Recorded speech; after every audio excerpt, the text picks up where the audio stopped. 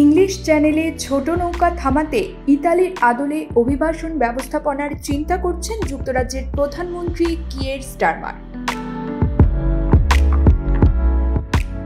কারণ অনিয়মিত অভিবাসন ঠেকাতে যুক্তরাজ্যকে সম্ভাব্য সব ধরনের পদক্ষেপ নিতে হবে বলে মনে করেন তিনি।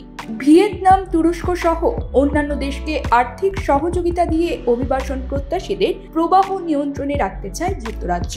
সানডে টাইমসের এক প্রতিবেদনে উঠে এসেছে এই তথ্য। তবে সরাসরি বিষয়টি নিশ্চিত না করলেও স্টারমার জানিয়েছেন, বিভিন্ন উপায়ে অনিয়মিত অভিবাসন ঠেকানোর চেষ্টা চলছে।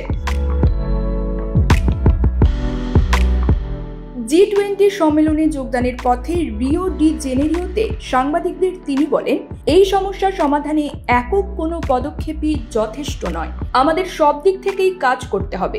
মানব পাচারকারী চক্রগুলো ভাঙা অত্যন্ত জরুরি। এটা সম্ভব হলে চ্যানেলে নৌকা থামানো সহজ হবে। স্টারমারের মতে ইতালির মতো চুক্তি যুক্তরাজ্য করতে পারে।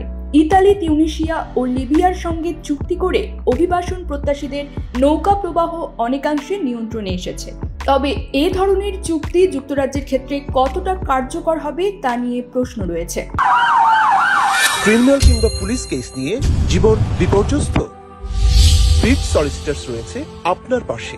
এ বিষয়ে ব্রিটিশ পরিবহন মন্ত্রী লুইস হাইক বলেন, আমরা মনে করি এটি একটি আন্তর্জাতিক সমস্যা, যা আন্তর্জাতিক সহযোগিতার মাধ্যমেই সমাধান সম্ভব। স্টারমারও বিষয়টি নিশ্চিত করে বলেন, আমি নির্দিষ্ট একটি পদ্ধতিতে আটকে থাকতে চাই না, তবে মানব পাচারকারী চক্র ভেঙে ফেলা খুবই জরুরি। এই চক্রগুলো বিপুল অর্থ হাতিয়ে নিচ্ছে।